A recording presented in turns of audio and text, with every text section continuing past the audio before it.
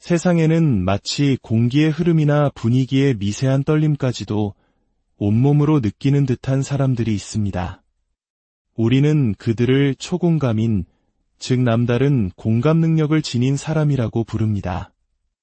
이들은 마치 살아있는 감정의 수신기와도 같아서 한 공간에 들어서는 것만으로도 그곳에 흐르는 긴장감, 숨겨진 슬픔, 말로 표현되지 않은 진실과 거짓을 피부로 느낍니다. 오늘의 이야기는 바로 이 초공감인과 그들의 가장 혹독한 시련이 되는 존재, 나르시시스트에 대한 깊은 통찰입니다. 이 이야기가 당신의 마음에 깊은 울림을 주고 혹시 비슷한 관계 속에서 길을 잃은 누군가에게 작은 등불이 되어줄 수 있다면 좋겠습니다. 본격적인 이야기에 앞서 이 지혜로운 여정에 함께하고 싶으시다면 구독과 좋아요를 통해 마음을 나눠주세요. 당신의 작은 손길이 또 다른 영혼에게 치유의 메시지를 전하는 축복의 통로가 될 수 있습니다. 듣는 모든 분들의 삶에 평온과 지혜가 깃들기를 기도합니다. 많은 사람들이 감히 입 밖으로 꺼내지 못하는 진실이 하나 있습니다. 나르시시스트에게 가장 위험한 존재는 바로 그들이 가장 얕잡아 보고 하찮게 여겼던 사람이라는 사실입니다. 초공감인은 모든 것을 느낍니다.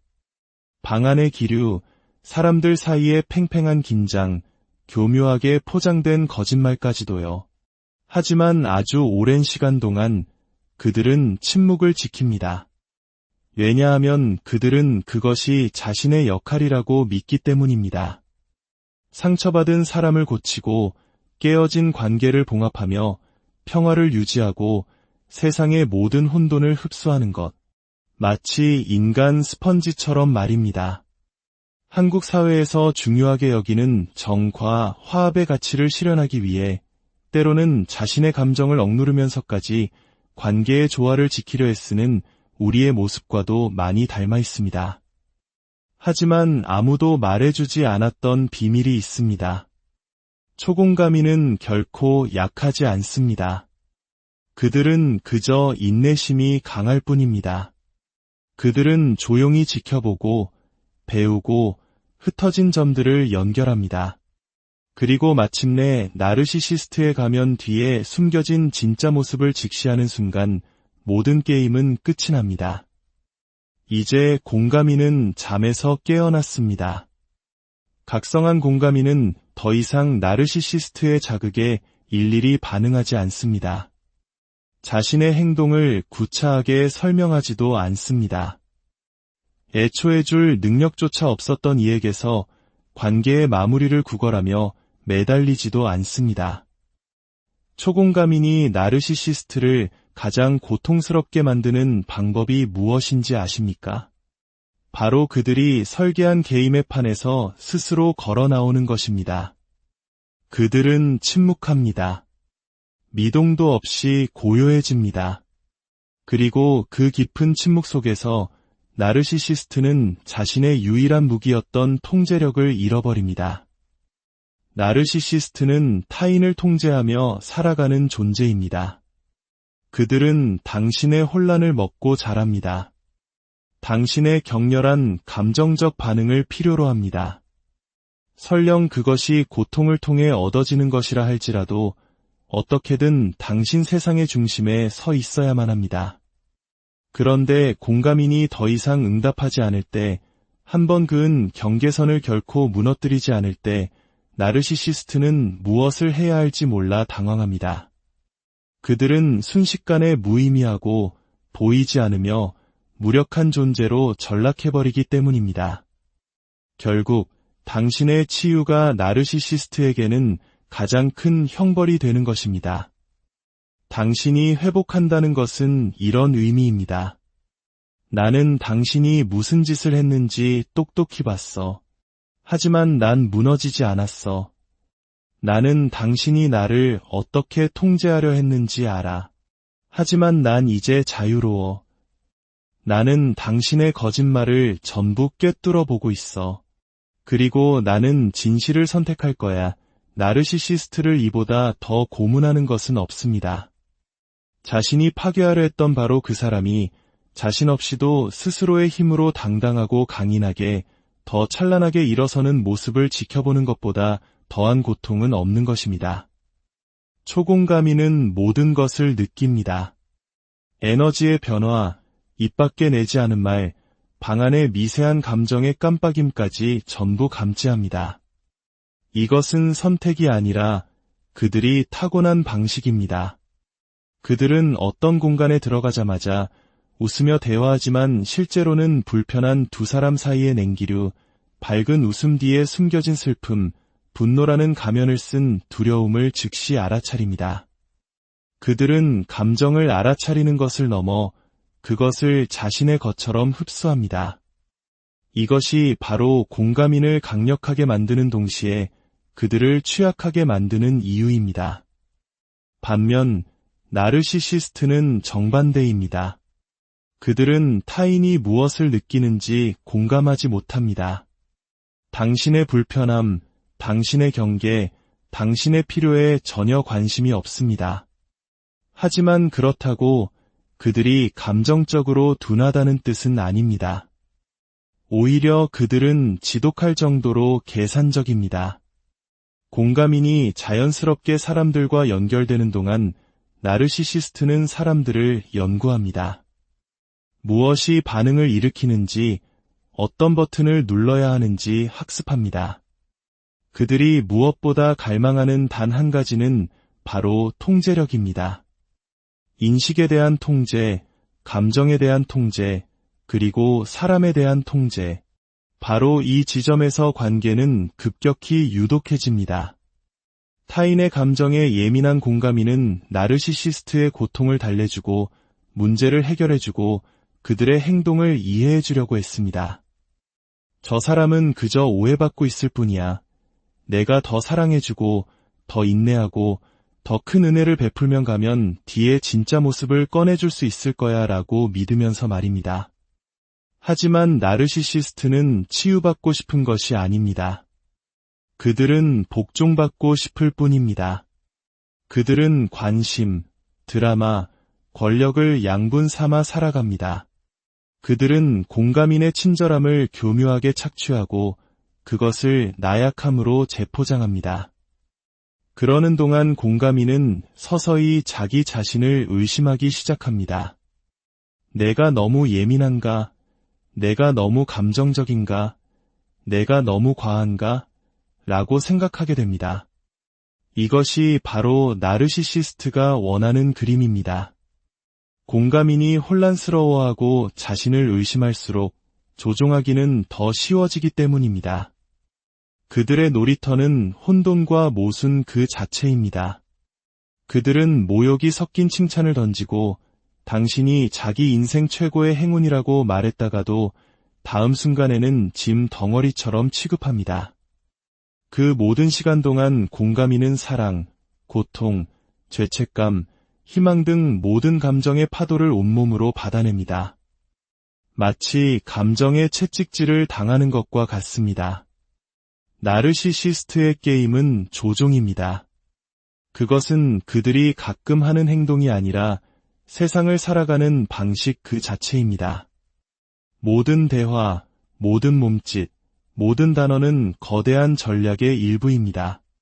그들은 아주 작고 미묘한 방식으로 당신의 경계를 시험합니다. 살짝 밀어붙였다가 뒤로 물러나고 당신이 무엇에 반응하는지, 무엇이 당신을 불안하게 만드는지 세심하게 관찰합니다. 그리고 그 데이터를 당신을 공격하는 무기로 사용합니다. 이것이 항상 폭발적이거나 명백하게 드러나는 것은 아닙니다. 사실 가장 위험한 나르시시스트는 매력적인 사람들입니다. 진심으로 신경 쓰는 척하고 당신의 가치관을 거울처럼 비춰주며 당신이 진짜라고 믿게 만들 만큼만 경청하는 사람들입니다. 하지만 그 모든 것의 이면에는 단 하나의 동기, 바로 통제가 숨어 있습니다. 그들은 죄책감, 아첨, 침묵, 분노를 이용해 당신을 조종합니다.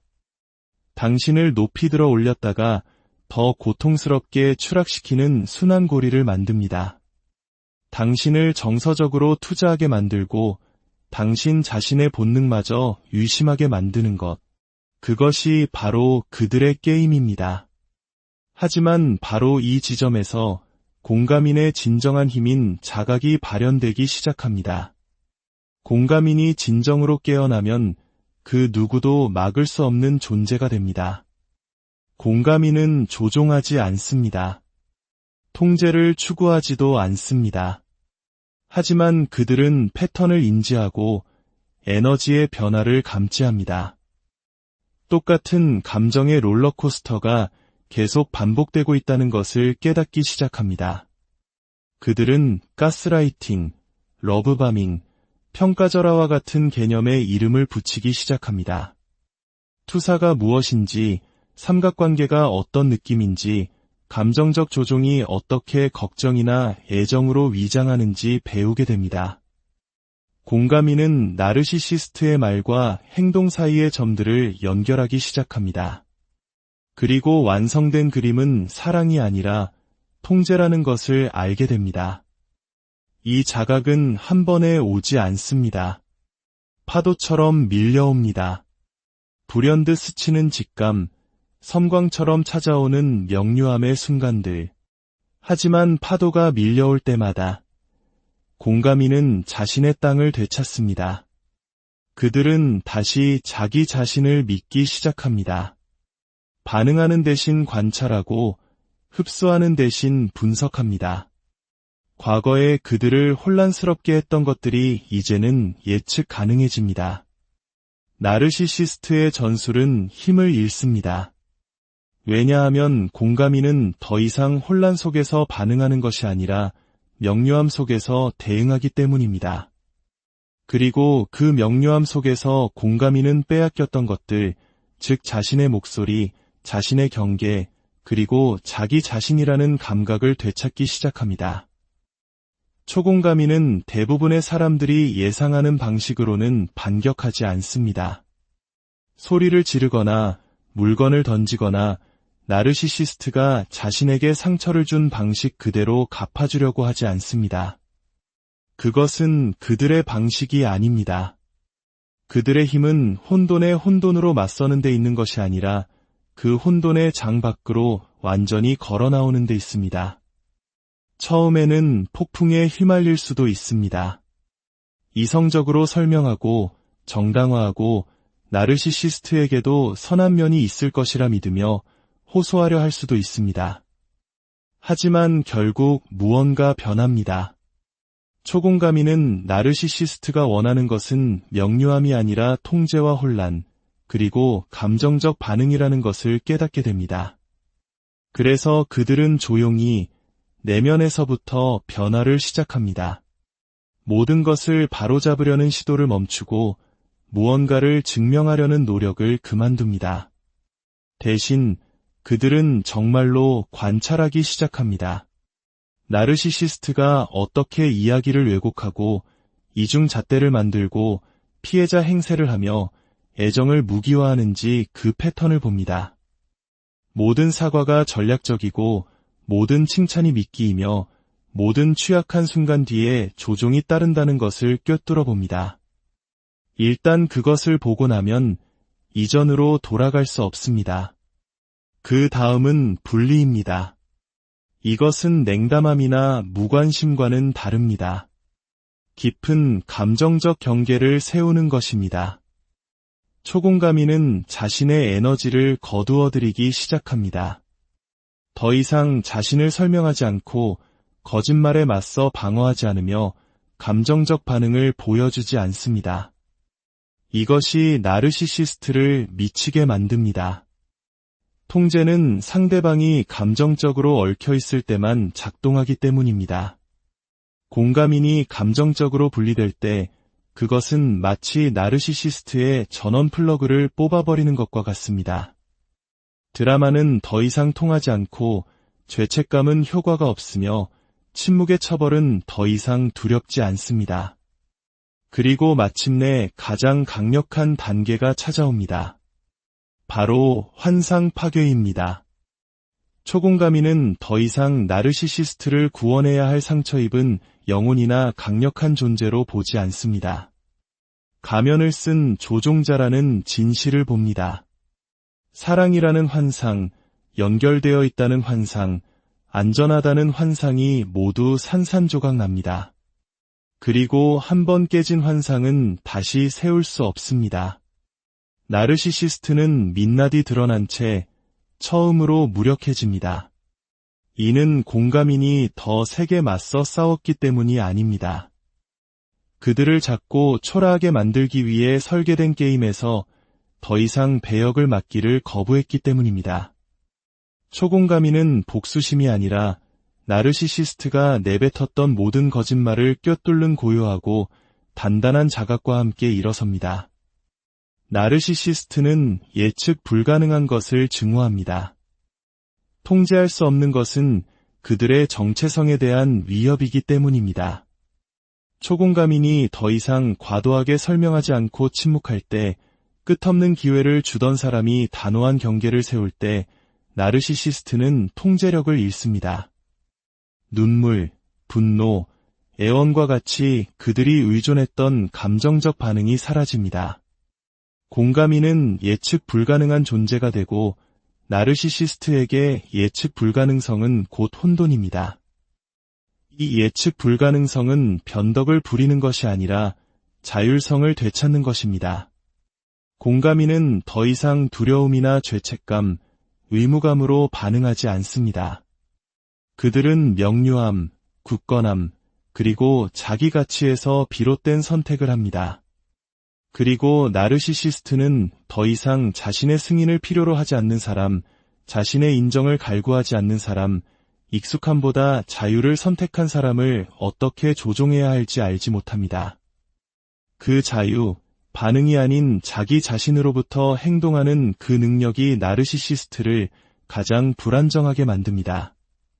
공감인이 더 이상 짜인 각본을 따르지 않을 때 나르시시스트에게 남는 것은 자신의 조종이 낳은 공허한 메아리와 영원할 것이라 믿었던 권력을 잃었다는 처절한 깨달음뿐입니다.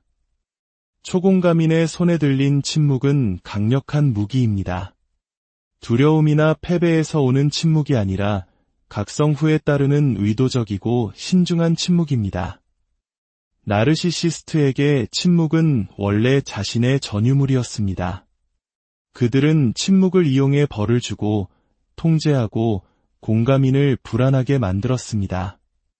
하지만 역할이 역전될 때, 공감인이 침묵을 선택할 때 그것은 전술이 아니라 경계선이 됩니다.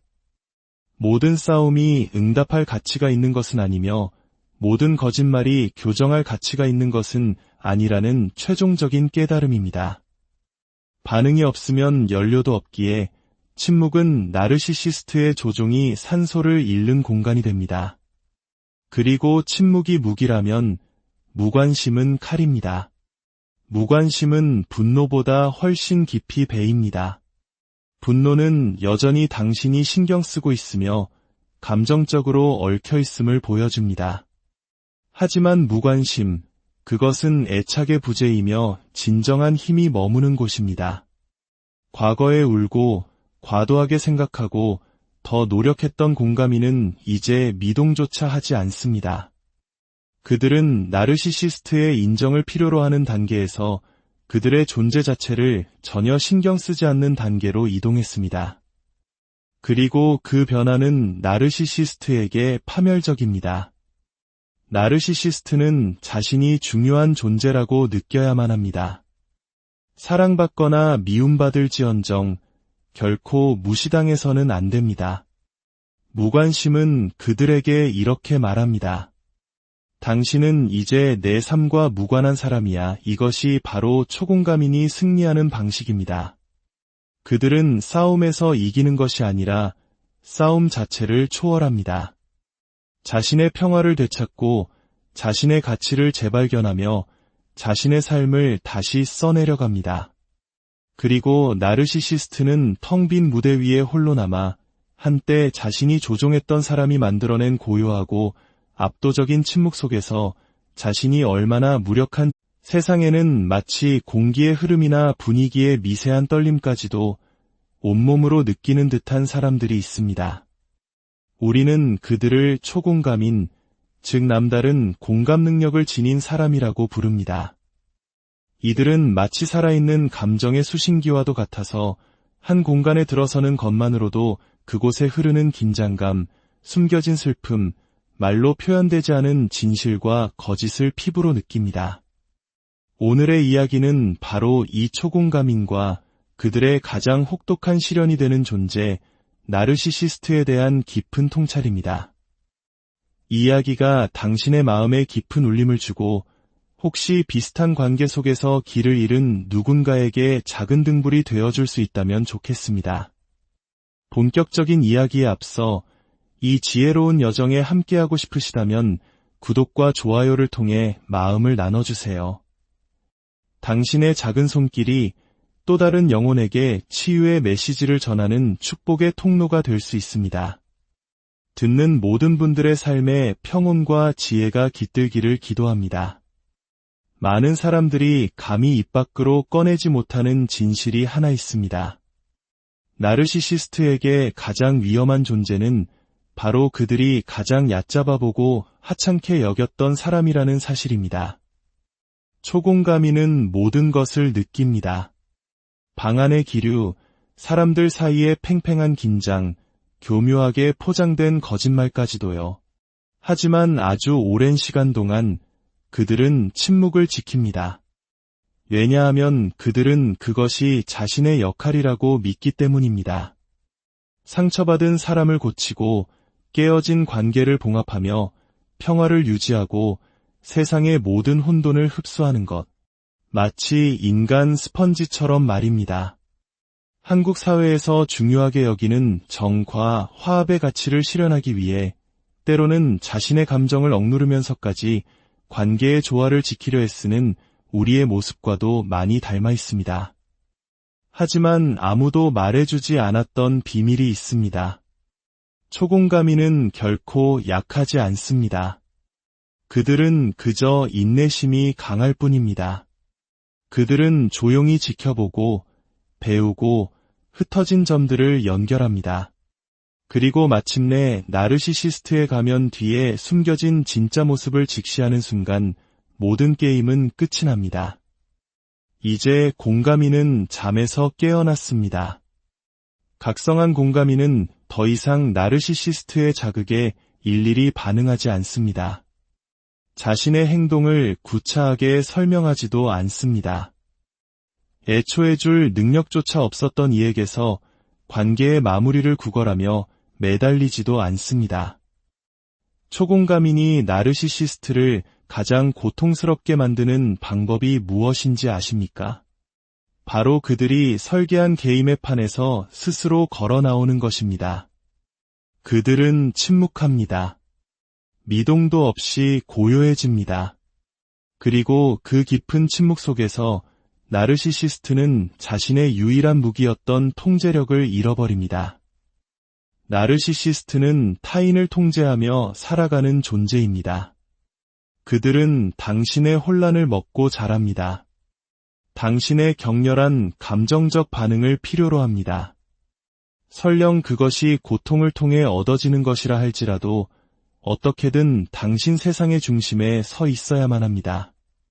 그런데 공감인이 더 이상 응답하지 않을 때, 한번 그은 경계선을 결코 무너뜨리지 않을 때, 나르시시스트는 무엇을 해야 할지 몰라 당황합니다.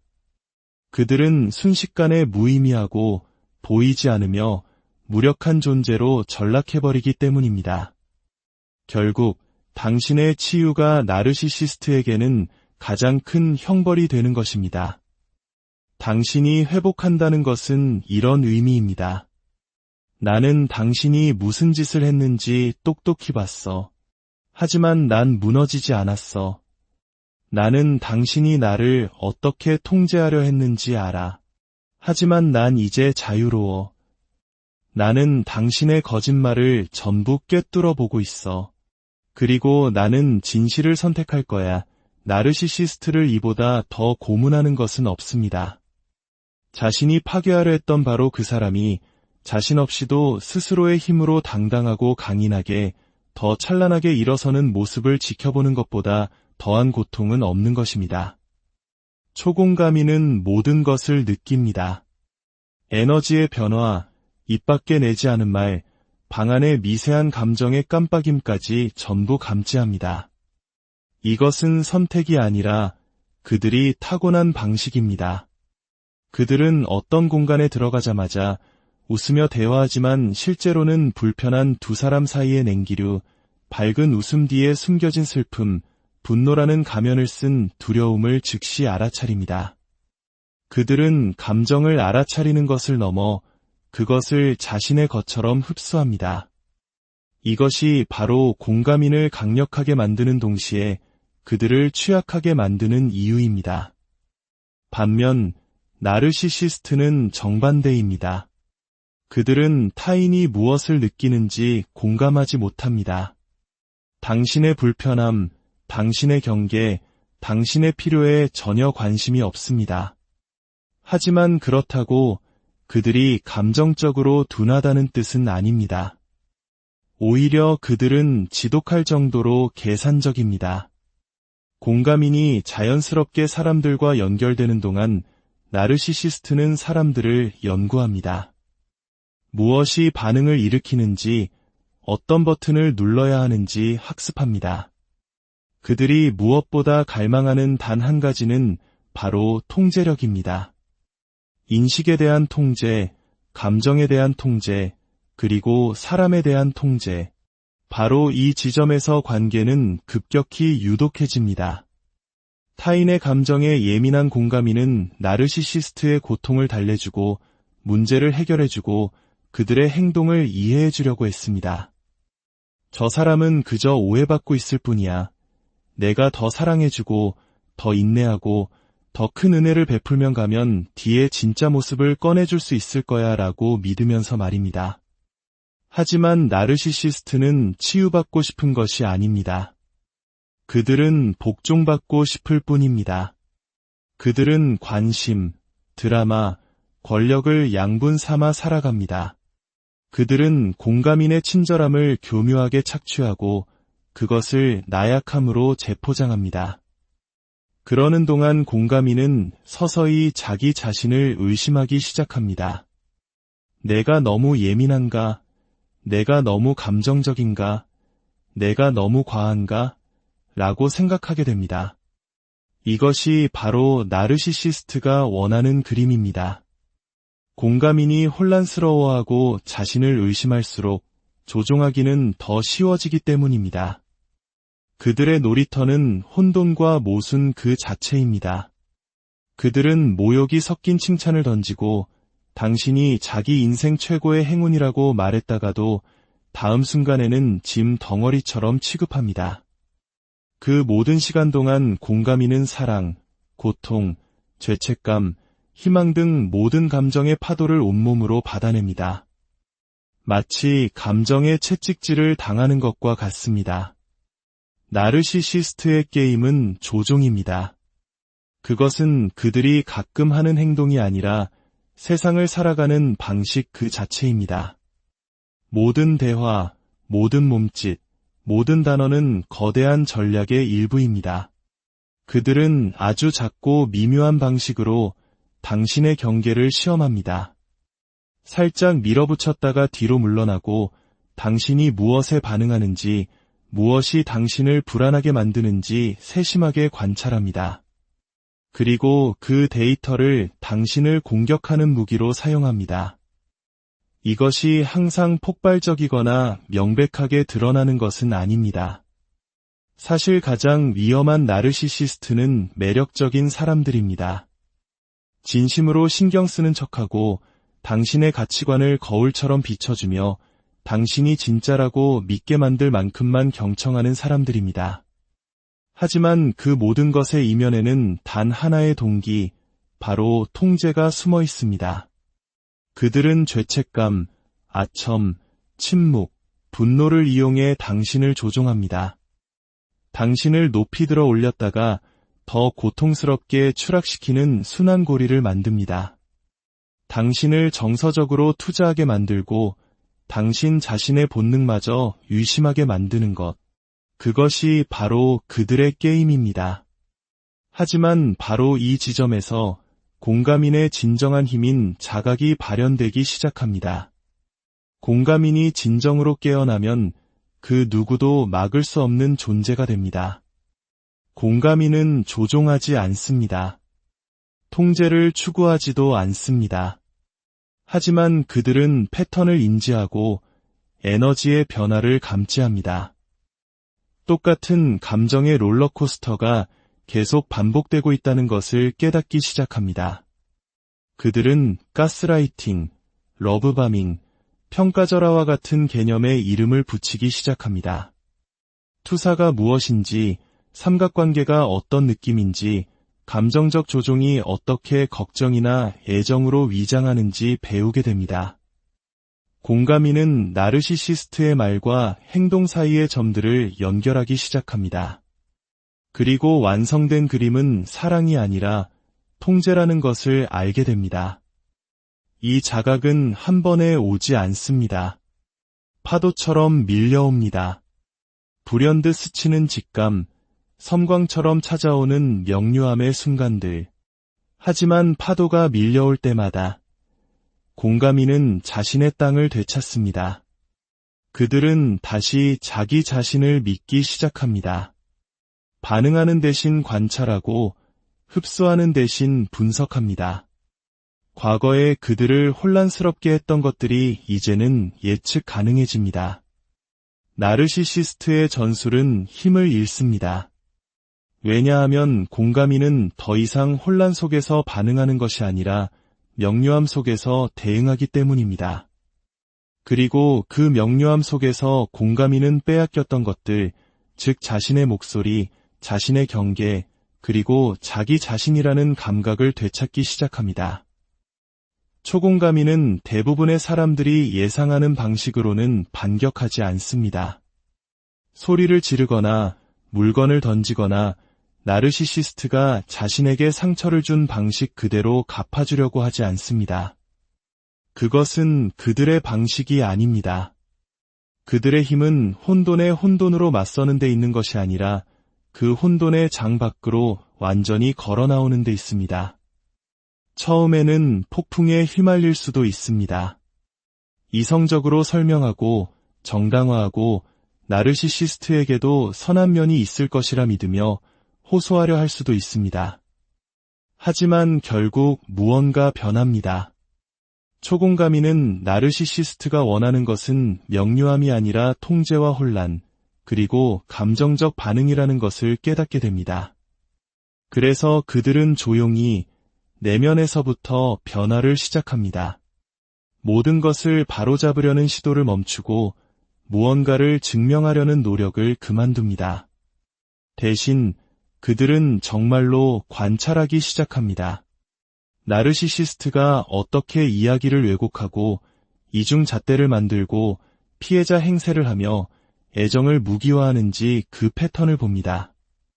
모든 사과가 전략적이고 모든 칭찬이 미끼이며 모든 취약한 순간 뒤에 조종이 따른다는 것을 꿰뚫어 봅니다. 일단 그것을 보고 나면 이전으로 돌아갈 수 없습니다. 그 다음은 분리입니다. 이것은 냉담함이나 무관심과는 다릅니다. 깊은 감정적 경계를 세우는 것입니다. 초공감인은 자신의 에너지를 거두어들이기 시작합니다. 더 이상 자신을 설명하지 않고 거짓말에 맞서 방어하지 않으며 감정적 반응을 보여주지 않습니다. 이것이 나르시시스트를 미치게 만듭니다. 통제는 상대방이 감정적으로 얽혀 있을 때만 작동하기 때문입니다. 공감인이 감정적으로 분리될 때 그것은 마치 나르시시스트의 전원 플러그를 뽑아버리는 것과 같습니다. 드라마는 더 이상 통하지 않고 죄책감은 효과가 없으며 침묵의 처벌은 더 이상 두렵지 않습니다. 그리고 마침내 가장 강력한 단계가 찾아옵니다. 바로 환상 파괴입니다. 초공감인은 더 이상 나르시시스트를 구원해야 할 상처 입은 영혼이나 강력한 존재로 보지 않습니다. 가면을 쓴 조종자라는 진실을 봅니다. 사랑이라는 환상, 연결되어 있다는 환상, 안전하다는 환상이 모두 산산조각 납니다. 그리고 한 번 깨진 환상은 다시 세울 수 없습니다. 나르시시스트는 민낯이 드러난 채 처음으로 무력해집니다. 이는 공감인이 더 세게 맞서 싸웠기 때문이 아닙니다. 그들을 잡고 초라하게 만들기 위해 설계된 게임에서 더 이상 배역을 맡기를 거부했기 때문입니다. 초공감인은 복수심이 아니라 나르시시스트가 내뱉었던 모든 거짓말을 꿰뚫는 고요하고 단단한 자각과 함께 일어섭니다. 나르시시스트는 예측 불가능한 것을 증오합니다. 통제할 수 없는 것은 그들의 정체성에 대한 위협이기 때문입니다. 초공감인이 더 이상 과도하게 설명하지 않고 침묵할 때, 끝없는 기회를 주던 사람이 단호한 경계를 세울 때 나르시시스트는 통제력을 잃습니다. 눈물, 분노, 애원과 같이 그들이 의존했던 감정적 반응이 사라집니다. 공감인은 예측 불가능한 존재가 되고 나르시시스트에게 예측 불가능성은 곧 혼돈입니다. 이 예측 불가능성은 변덕을 부리는 것이 아니라 자율성을 되찾는 것입니다. 공감인은 더 이상 두려움이나 죄책감, 의무감으로 반응하지 않습니다. 그들은 명료함, 굳건함, 그리고 자기 가치에서 비롯된 선택을 합니다. 그리고 나르시시스트는 더 이상 자신의 승인을 필요로 하지 않는 사람, 자신의 인정을 갈구하지 않는 사람, 익숙함보다 자유를 선택한 사람을 어떻게 조종해야 할지 알지 못합니다. 그 자유, 반응이 아닌 자기 자신으로부터 행동하는 그 능력이 나르시시스트를 가장 불안정하게 만듭니다. 공감인이 더 이상 짜인 각본을 따르지 않을 때 나르시시스트에게 남는 것은 자신의 조종이 낳은 공허한 메아리와 영원할 것이라 믿었던 권력을 잃었다는 처절한 깨달음뿐입니다. 초공감인의 손에 들린 침묵은 강력한 무기입니다. 두려움이나 패배에서 오는 침묵이 아니라 각성 후에 따르는 의도적이고 신중한 침묵입니다. 나르시시스트에게 침묵은 원래 자신의 전유물이었습니다. 그들은 침묵을 이용해 벌을 주고 통제하고 공감인을 불안하게 만들었습니다. 하지만 역할이 역전될 때, 공감인이 침묵을 선택할 때 그것은 전술이 아니라 경계선이 됩니다. 모든 싸움이 응답할 가치가 있는 것은 아니며 모든 거짓말이 교정할 가치가 있는 것은 아니라는 최종적인 깨달음입니다. 반응이 없으면 연료도 없기에 침묵은 나르시시스트의 조종이 산소를 잃는 공간이 됩니다. 그리고 침묵이 무기라면 무관심은 칼입니다. 무관심은 분노보다 훨씬 깊이 배입니다. 분노는 여전히 당신이 신경 쓰고 있으며 감정적으로 얽혀 있음을 보여줍니다. 하지만 무관심, 그것은 애착의 부재이며 진정한 힘이 머무는 곳입니다. 과거에 울고 과도하게 생각하고 더 노력했던 공감인은 이제 미동조차 하지 않습니다. 그들은 나르시시스트의 인정을 필요로 하는 단계에서 그들의 존재 자체를 전혀 신경 쓰지 않는 단계로 이동했습니다. 그리고 그 변화는 나르시시스트에게 파멸적입니다. 나르시시스트는 자신이 중요한 존재라고 느껴야만 합니다. 사랑받거나 미움받을지언정 결코 무시당해서는 안 됩니다. 무관심은 그들에게 이렇게 말합니다. 당신은 이제 내 삶과 무관한 사람이야. 이것이 바로 초공감인이 승리하는 방식입니다. 그들은 싸움에서 이기는 것이 아니라 싸움 자체를 초월합니다. 자신의 평화를 되찾고 자신의 가치를 재발견하며 자신의 삶을 다시 써내려갑니다.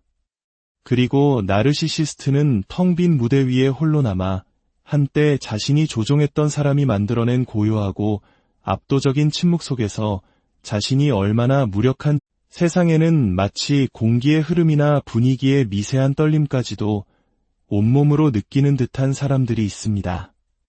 우리는 그들을 초공감인, 즉 남다른 공감 능력을 지닌 사람이라고 부릅니다. 이들은 마치 살아있는 감정의 수신기와도 같아서 한 공간에 들어서는 것만으로도 그곳에 흐르는 긴장감, 숨겨진 슬픔, 말로 표현되지 않은 진실과 거짓을 피부로 느낍니다.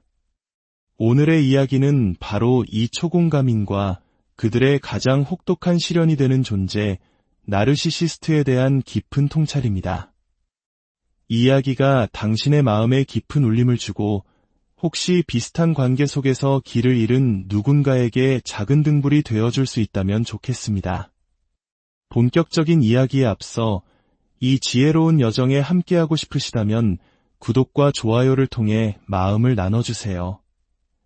당신의 작은 손길이 또 다른 영혼에게 치유의 메시지를 전하는 축복의 통로가 될 수 있습니다. 듣는 모든 분들의 삶에 평온과 지혜가 깃들기를 기도합니다. 많은 사람들이 감히 입 밖으로 꺼내지 못하는 진실이 하나 있습니다.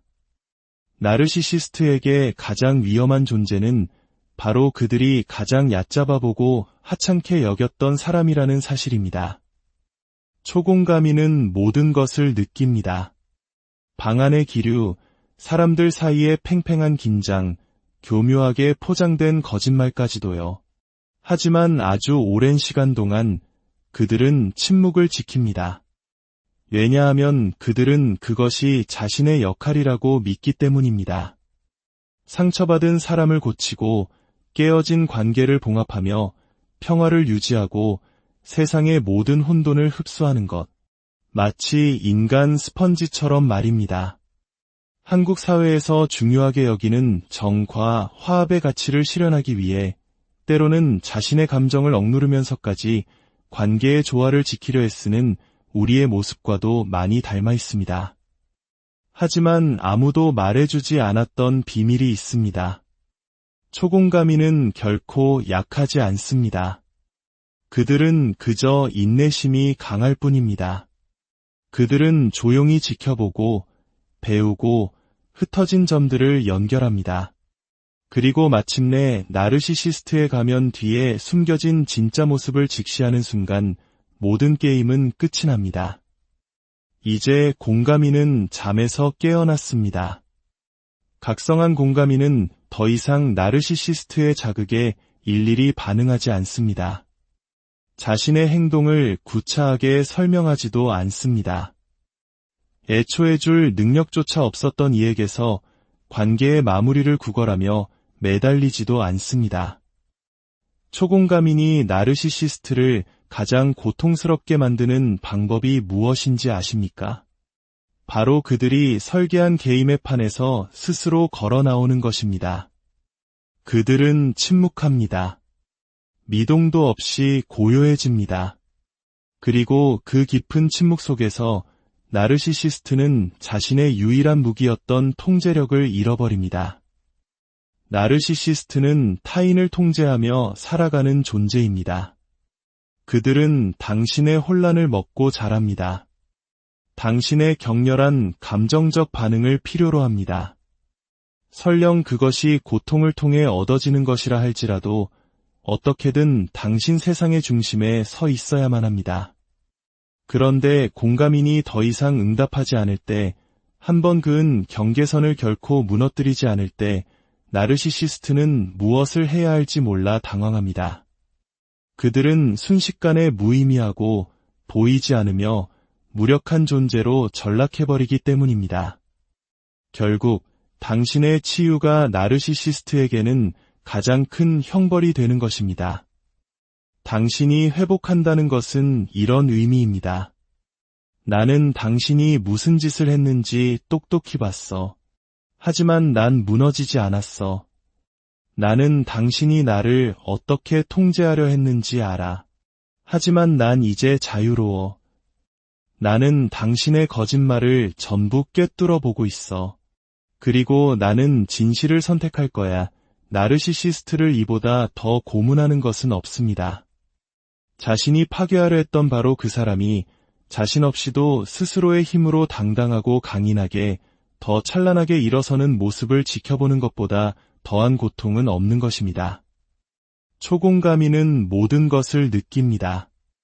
에너지의 변화, 입 밖에 내지 않은 말, 방안의 미세한 감정의 깜빡임까지 전부 감지합니다. 이것은 선택이 아니라 그들이 타고난 방식입니다. 그들은 어떤 공간에 들어가자마자 웃으며 대화하지만 실제로는 불편한 두 사람 사이의 냉기류, 밝은 웃음 뒤에 숨겨진 슬픔, 분노라는 가면을 쓴 두려움을 즉시 알아차립니다. 그들은 감정을 알아차리는 것을 넘어 그것을 자신의 것처럼 흡수합니다. 이것이 바로 공감인을 강력하게 만드는 동시에 그들을 취약하게 만드는 이유입니다. 반면 나르시시스트는 정반대입니다. 그들은 타인이 무엇을 느끼는지 공감하지 못합니다. 당신의 불편함, 당신의 경계, 당신의 필요에 전혀 관심이 없습니다. 하지만 그렇다고 그들이 감정적으로 둔하다는 뜻은 아닙니다. 오히려 그들은 지독할 정도로 계산적입니다. 공감인이 자연스럽게 사람들과 연결되는 동안 나르시시스트는 사람들을 연구합니다. 무엇이 반응을 일으키는지, 어떤 버튼을 눌러야 하는지 학습합니다. 그들이 무엇보다 갈망하는 단 한 가지는 바로 통제력입니다. 인식에 대한 통제, 감정에 대한 통제, 그리고 사람에 대한 통제. 바로 이 지점에서 관계는 급격히 유독해집니다. 타인의 감정에 예민한 공감인은 나르시시스트의 고통을 달래주고 문제를 해결해주고 그들의 행동을 이해해주려고 했습니다. 저 사람은 그저 오해받고 있을 뿐이야. 내가 더 사랑해주고 더 인내하고 더 큰 은혜를 베풀면 가면 뒤에 진짜 모습을 꺼내줄 수 있을 거야 라고 믿으면서 말입니다. 하지만 나르시시스트는 치유받고 싶은 것이 아닙니다. 그들은 복종받고 싶을 뿐입니다. 그들은 관심, 드라마, 권력을 양분 삼아 살아갑니다. 그들은 공감인의 친절함을 교묘하게 착취하고 그것을 나약함으로 재포장합니다. 그러는 동안 공감인은 서서히 자기 자신을 의심하기 시작합니다. 내가 너무 예민한가? 내가 너무 감정적인가? 내가 너무 과한가? 라고 생각하게 됩니다. 이것이 바로 나르시시스트가 원하는 그림입니다. 공감인이 혼란스러워하고 자신을 의심할수록 조종하기는 더 쉬워지기 때문입니다. 그들의 놀이터는 혼돈과 모순 그 자체입니다. 그들은 모욕이 섞인 칭찬을 던지고 당신이 자기 인생 최고의 행운이라고 말했다가도 다음 순간에는 짐 덩어리처럼 취급합니다. 그 모든 시간 동안 공감인은 사랑, 고통, 죄책감, 희망 등 모든 감정의 파도를 온몸으로 받아냅니다. 마치 감정의 채찍질을 당하는 것과 같습니다. 나르시시스트의 게임은 조종입니다. 그것은 그들이 가끔 하는 행동이 아니라 세상을 살아가는 방식 그 자체입니다. 모든 대화, 모든 몸짓, 모든 단어는 거대한 전략의 일부입니다. 그들은 아주 작고 미묘한 방식으로 당신의 경계를 시험합니다. 살짝 밀어붙였다가 뒤로 물러나고 당신이 무엇에 반응하는지, 무엇이 당신을 불안하게 만드는지 세심하게 관찰합니다. 그리고 그 데이터를 당신을 공격하는 무기로 사용합니다. 이것이 항상 폭발적이거나 명백하게 드러나는 것은 아닙니다. 사실 가장 위험한 나르시시스트는 매력적인 사람들입니다. 진심으로 신경 쓰는 척하고 당신의 가치관을 거울처럼 비춰주며 당신이 진짜라고 믿게 만들 만큼만 경청하는 사람들입니다.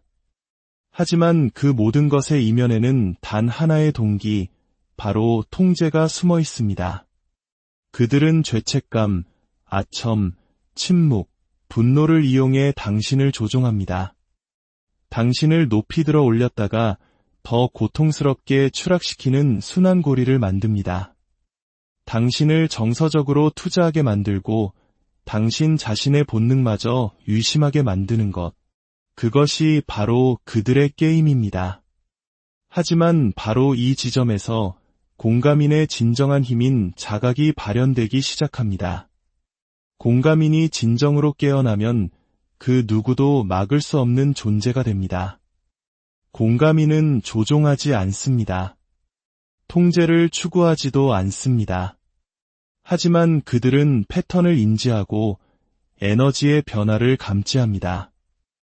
똑같은 감정의 롤러코스터가 계속 반복되고 있다는 것을 깨닫기 시작합니다. 그들은 가스라이팅, 러브바밍, 평가절하와 같은 개념의 이름을 붙이기 시작합니다.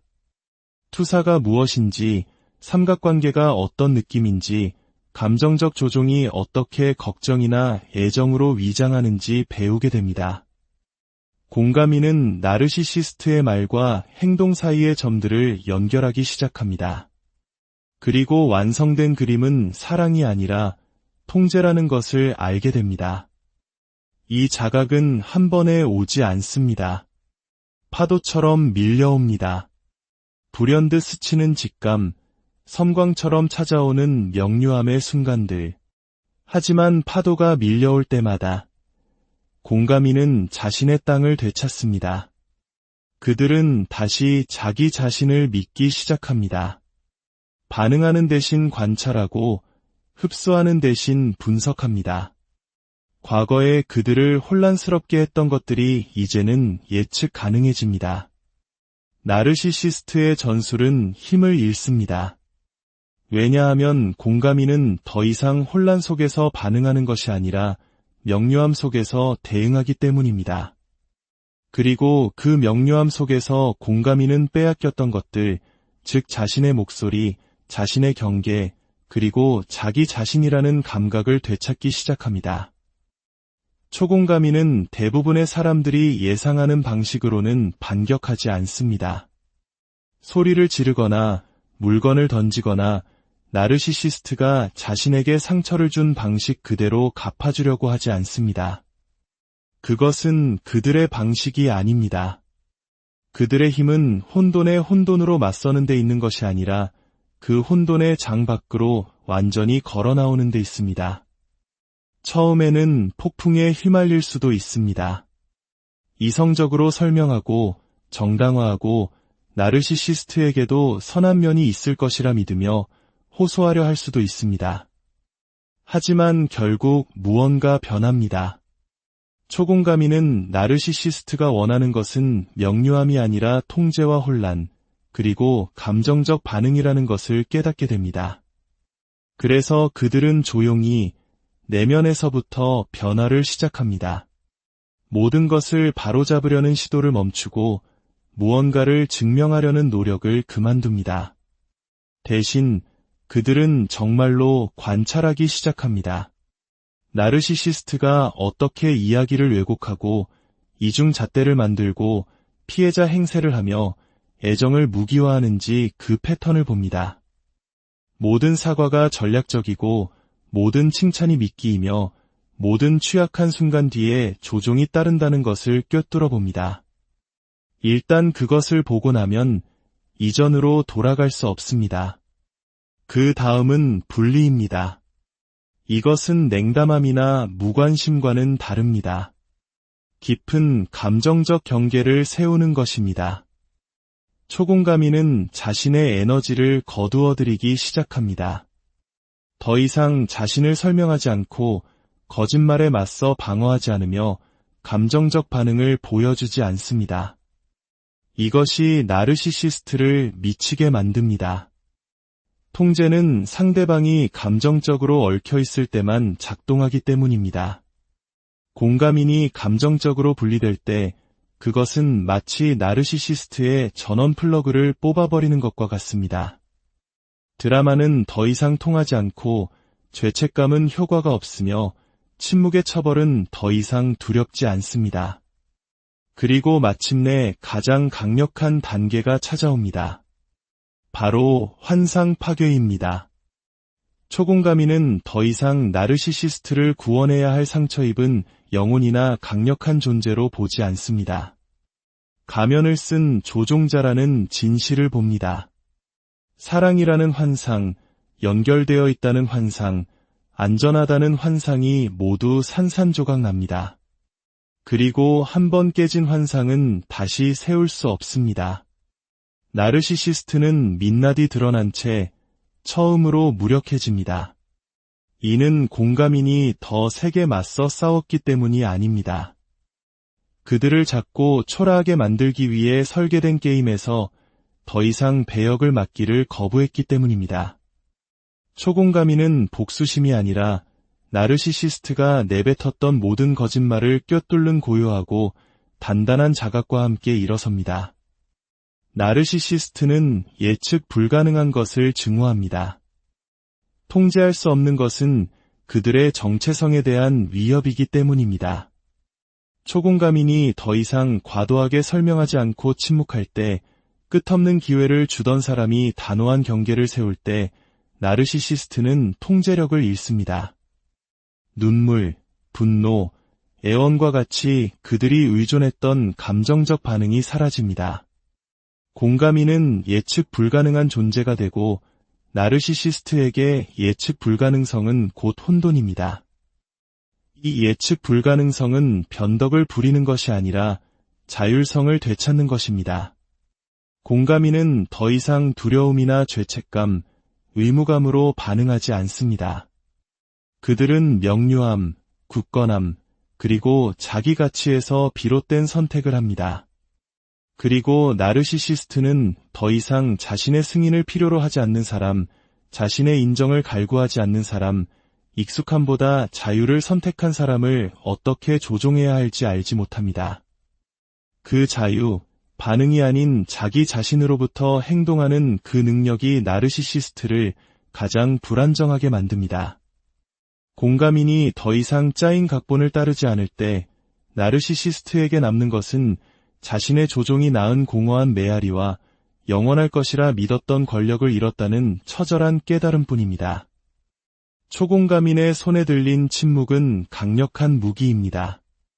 두려움이나 패배에서 오는 침묵이 아니라 각성 후에 따르는 의도적이고 신중한 침묵입니다.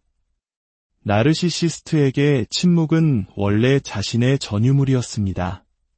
그들은 침묵을 이용해 벌을 주고 통제하고 공감인을 불안하게 만들었습니다.